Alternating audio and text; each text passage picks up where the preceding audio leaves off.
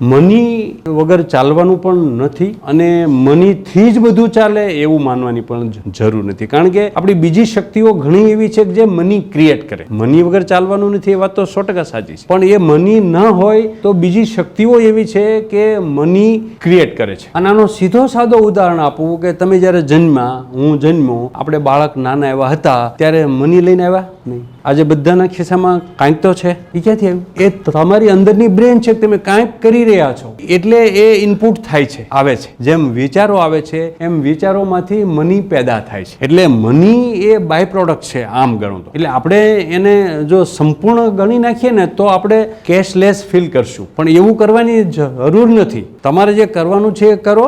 મનીની જરૂરિયાત છે, કેટલી છે, ક્યાંથી આવશે, કેમ લાવવી, વ્યાજની છે, ઓછા વ્યાજની લાવીએ, ઓછીને લાવીએ, કોઈ પણ રીતે કંઈ કરીએ તો એ મની જનરેટિંગ ચાલુ થશે. એટલે મની વગર ચાલવાનું નથી, પણ તમારે કાંઈક એવું કરવું પડે.